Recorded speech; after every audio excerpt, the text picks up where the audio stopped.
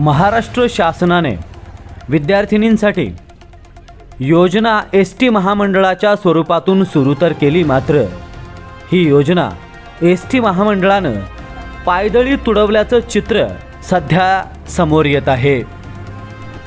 ज्या S T बसमध्ये बसलेले प्रवासी 44 आणि उभे प्रवासी 11 अशी आसन क्षमता आहे, अशाच बसमध्ये 200 पर्यंत विद्यार्थिनी बसण्याचा हा विक्रम साईबाबा संस्थानच्या कन्या विद्यालयात एस टी डेपोच्या मार्फत केला जातोय।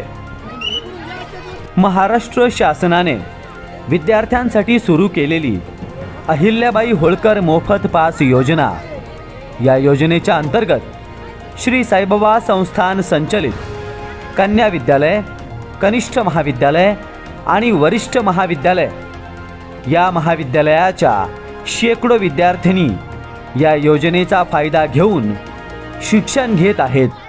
मात्र शासनाच्या नियमाचं अजिबात मूल्यमापन या ठिकाणी होताना दिसून येत नाहीये।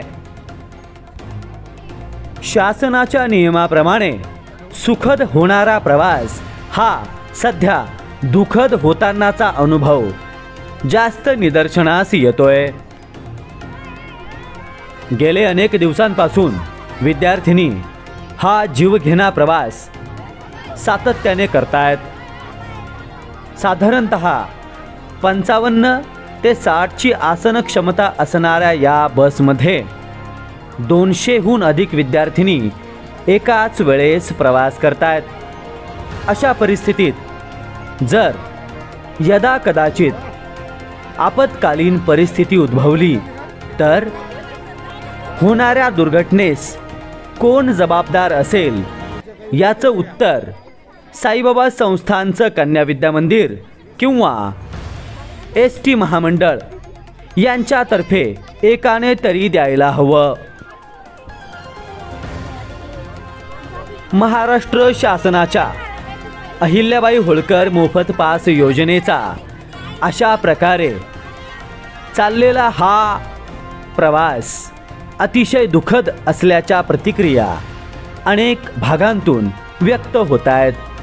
विद्यार्थिनी तासनतास बसमध्ये बसण्यासाठी रांगा लावल्याचं चित्र सध्या दर्शनास येत आहे, परंतु बसमध्ये गुरंढोरं भरल्यासारखा हा प्रकार सध्या साईबाबा संस्थानच्याच प्रांगणात एस टी महामंडळामार्फत निदर्शनास येतोय। एस टी महामंडळानं बसलेले प्रवासी 44 आणि उभे असलेले प्रवासी 11 हा नियम सध्या धाब्यावर बसवल्याचं चित्र अगदी स्पष्ट समोर येतंय, परंतु या प्रश्नाला वाचा फोडण्यासाठी कोणी तयार नाही असंही चित्र आहे। साईबाबा संस्थानच्या कन्या विद्यालयात शिक्षण घेणाऱ्या या वेगवेगळ्या भागातून येणाऱ्या विद्यार्थिनी वेगवेगळ्या परिवारातून या ठिकाणी शिक्षण घेत आहेत। मात्र असं असताना या विद्यार्थिनींच्या या जीवघेण्या प्रवासावर कुणीतरी बोलावं आणि कुणीतरी मार्ग काढावा, अशी परिस्थिती आज निर्माण झाली आहे।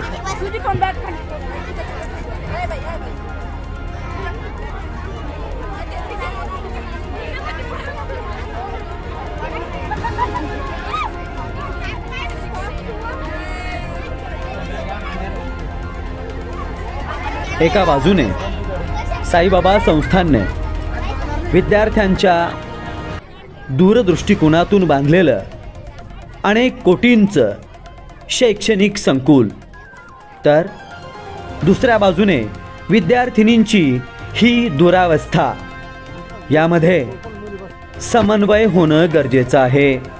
अन्यथा या विद्यार्थिनींना जीवघेणा प्रवास किती दिवस करावा लागेल, याचं उत्तर केवळ आणि केवळ अनपेक्षित राहील। साईबाबा संस्थानच्या माध्यमातून या विद्यार्थिनींसाठी मोफत बस सुरू व्हावी असाही आग्रह पालकांमधून दिसून येतोय. महाराष्ट्र प्रक्षेपण न्यूज नेटवर्क, शिर्डी.